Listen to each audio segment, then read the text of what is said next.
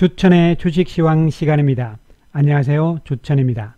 오늘 이 시간에는 바닥 확인을 위한 세 가지 조건, 연휴 이후 시장은 셀트리온 재료 노출 하지만 자, 그럼 무엇을 알아볼 것인가? 첫 번째, 지수 반등 이제 바닥 확인인가? 두 번째, 지수 바닥 확인을 위한 세 가지 조건은 무엇인가? 세 번째, 10월 장세 핵심 변수와 10월 이후의 전망은?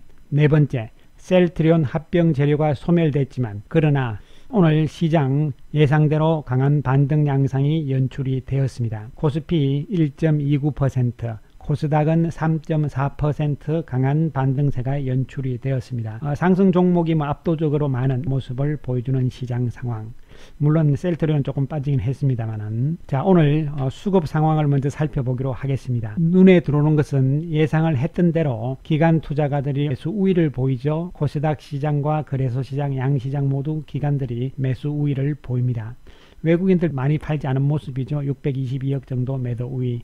개인들이 좀 파는 모습인데 추석 이후에 대한 불안감 때문에 매도가 개인 쪽에서 나오는 것은 어찌 보면 당연한 모습이다, 이렇게 판단을 할 수가 있겠습니다. 아무튼 중요한 것은 9월 말 이제 오면서 기관 투자가들 윈도우 드레싱이 마무리되는 시점이다, 이렇게 예상을 했는데 다행스럽게 매수 우위고 내일 좀 매도가 나온다 해도 큰 분위기는 아닐 것이다 판단이 내려집니다. 한편 외국인들은 오늘 삼성전자, 셀트리온 헬스케어를 또 집중적으로 팔고 셀트리온 제약도 팝니다. 이것은 역시 재료 노출의 의미죠. 하지만 셀트리온 지난 21일부터 봤을 때는 여전히 매수 우위다, 이렇게 보고 단기적으로 합병 재료 노출에 따른 매도다, 이렇게 보시면 되겠습니다. 한편 외국인들은 다시 또 현대차 그리고 카카오, NC소프트 이런 식으로 지금 조금씩 들어오는 이러한 모습이 연출이 됩니다. 자, 이제 그렇다면 우리가 추석 연휴 전후에 팔고 가느냐 뭐 이런 거 중요한 것이 아니고요. 중요한 것은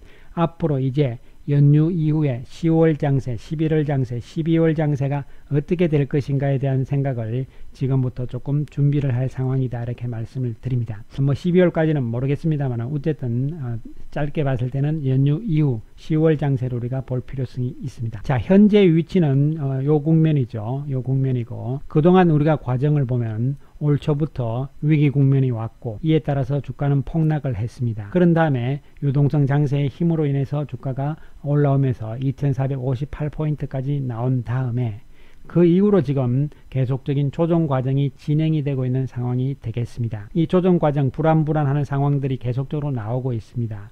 지금 여기 물음표는 뭐냐면은 기간 조정이 얼만큼 이어질 것인가, 이런 부분들이고 등락을 좀 거듭한다는 이야기겠죠. 조금 더 빠질 수는 있습니다만 크게 의미는 없다.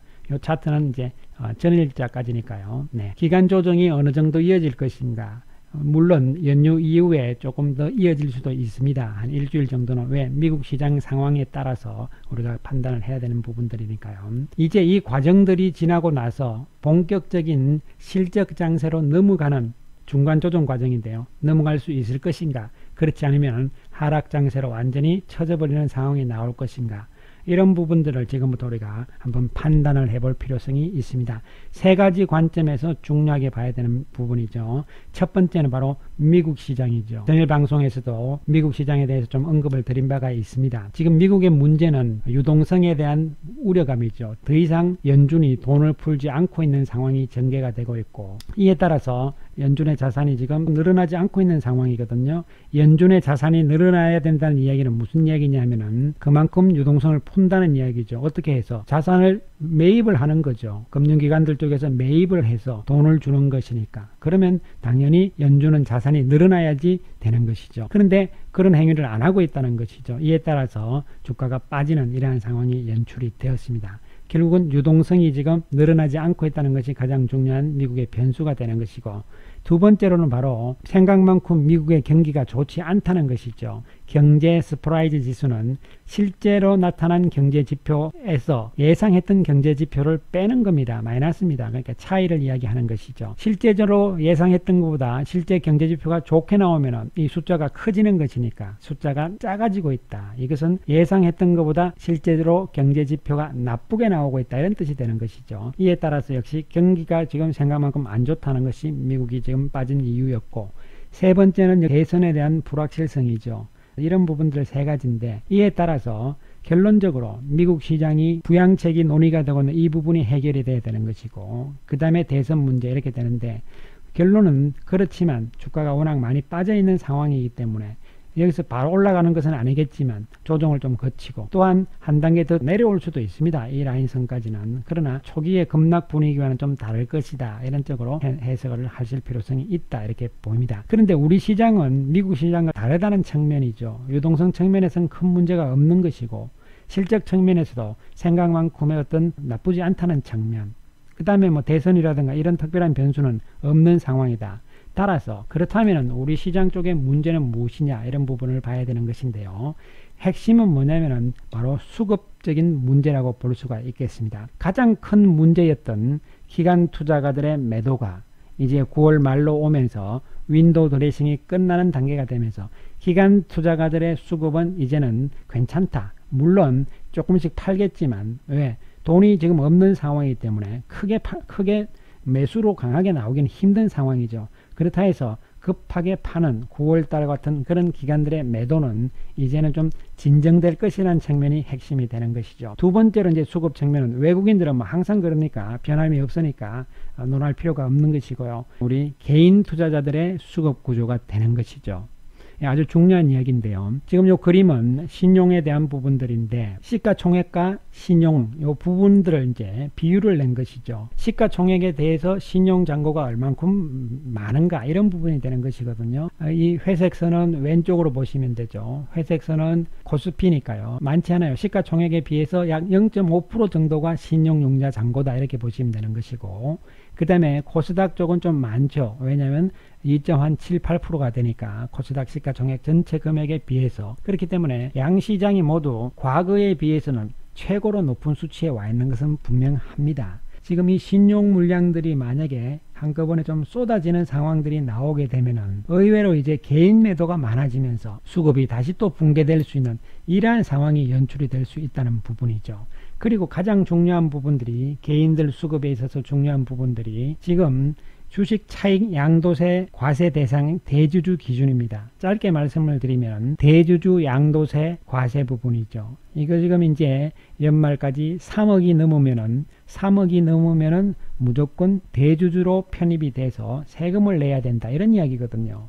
그래서 이 부분이 상당히 중요한데, 여기서 여러분들께서 나는 3억 안 되는데 뭐 돈이 그만큼 없는데 뭐 나하고 관계없다, 이렇게 생각하시면은 아니 된다, 이렇게 말씀을 드립니다. 물론 나는 3억만큼 돈이 없다 하시더라도 이 부분이 왜 중요하냐면은 3억 이상의 자금들이, 된 분들의 자금들이 매도로 나온다는 것이죠. 매도로 나오게 되면 시장이 무너지는 것이죠. 그렇게 되면 나는 1억밖에 안 된다 해도 내 주식 같이 빠지는 겁니다, 여러분. 쉽게 생각하면 그런 부분들이기 때문에 나는 뭐 3억까지 돈도 없는데 뭐 하든 말든 이렇게 생각을 하시면 큰 오산이다, 이러한 말씀을 드리겠습니다.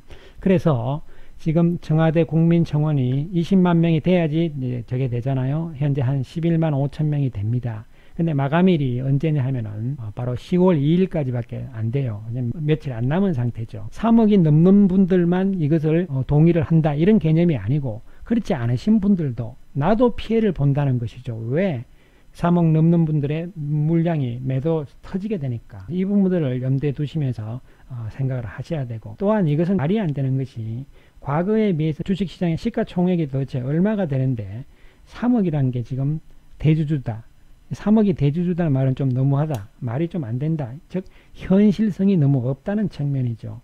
그 다음에 이 지금 나만이 아니에요. 본인만이 아니고 이 다 걸쳐져 있는데 뭐냐면 5대입니다. 5대에 걸쳐서 지금 다 조사해서 합쳐서 3억이다. 이렇게 되는 이야기거든요. 이건 뭐 완전히 5대에 걸친 연자제잖아요. 연자제. 좀 너무 말이 안 되는 부분들이죠. 그리고 실제적으로 외국인들이 2018년에 정부에서 외국인들 대주주 요건을 25%에서 5%로 낮추려고 했어요. 실패했습니다. 그래서 지금 그대로 있습니다. 25%로. 이건 무슨 이야기냐면은 결국은 외국인들한테는 그냥 놔두고, 왜 우리 개인 투자자들, 특히 지금 시장에 이 시장을 지금까지 끌고 온 사람들이 바로 우리 개인 투자자들인데 왜 이러느냐, 이렇게 되는 것이죠. 너무도 현실성이 없는 것이고, 이 제도 자체가 문제가 아니고, 이렇게 되면은 3억이 안 되시는 모든 분들도 함께 피해를 볼 수 있다는 것이죠. 따라서 3억이 안 된다 해서 이거 나하고 관계없는 데가 아니고 반드시 동의를 좀 해주시기 바라겠습니다. 댓글 제일 위에 고정을 제가 해놓기로 하겠습니다. 이 수급의 문제는 지금부터는 오히려 개인들의 수급이 어떻게 되느냐가 상당히 중요하다는 말씀을 핵심적으로 말씀을 드리고, 이것이 어쨌든 연기가 되든 폐지가 된다면 이야기는 좀 달라질 수 있는 부분이 되겠습니다. 자, 그 다음에 세 번째로 우리가 봐야 되는 것은 바로 실적 측면이 되겠습니다. 자, 과거를 봐서는 좀 그렇긴 합니다. 항상 그러나 이 부분들이 중요한 것이죠. 앞에서도 말씀을 드렸지만 실적 장세로 전환이 되면서 신고가로 나가기 위한 조건입니다. 이것은 뭐냐면은 바로 영업이익에 달려있다는 것이죠. 과거에 신고가 경신을 실패했던 경우를 보시면은 막대가 뭐냐면은 코스피 영업이익입니다. 영업이익이 줄기 때문에 실패를 한 것이고, 반대로 영업이익이 늘어난 이러한 시점에서는 신고가 경신을 했다는 부분들이죠. 16년, 17년, 18년 이때도 역시 신고가로 나갈 때 영업이익이 그만큼 늘어났다는 측면이 핵심이 되는 것이죠. 그런데 이건 전망치기 때문에 알 수는 없는 부분이죠. 그렇지만 이것은 무엇이냐면은 이 사태가 이제 어느 정도 진정되는 내년 그리고 후내년은 지금보다는 세계 경제 전체가 좋아질 것이라는 이러한 전망이 기본적으로 베이스가 깔리는 것이죠. 크게 봤을 때는 핵심은 뭐냐면은 다시 우리가 시장이 실적 장세로 넘어가면서 신고가로 넘어가는 이런 상황이 나오기 위해서는 바로 기업들의 영업이익이 핵심이다, 이런 부분이 되는 것이죠. 그런데 그러기 위해서는 기존의 주도주들이 어떻게 나올 것이냐가 상당히 중요한 부분이 되겠습니다. 주도주들 많이 빠졌죠. 그동안 우리나라 7종목 빅7 종목군들 가중평균입니다. 그리고 미국의 7종목군들 여기 다 이름들 어떤 종목인지 나와 있죠. 이렇게 좀 빠져 있는 상태, 이들이 다시 돌려야 되는 이러한 상황이 나오면서 또 새롭게 영업이익이 늘어나는 기업들, 예를 들어서 우리나라 같은 경우는 삼성전자, SK하이닉스, 현대차 이런 부분들이잖아요. 이런 부분들이 역시 또 시가총액의 비중이 높으니까 가세를 하게 된다면 신고가로 갈 수 있다, 이런 이야기가 되는 것이죠.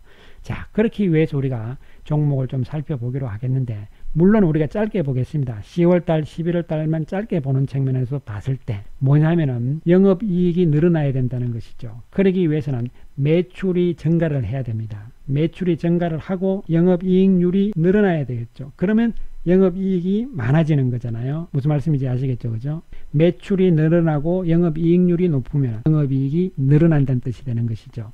따라서 매출액이 증가하는 기업들, 특히 7개 종목 기존 주도주들이죠.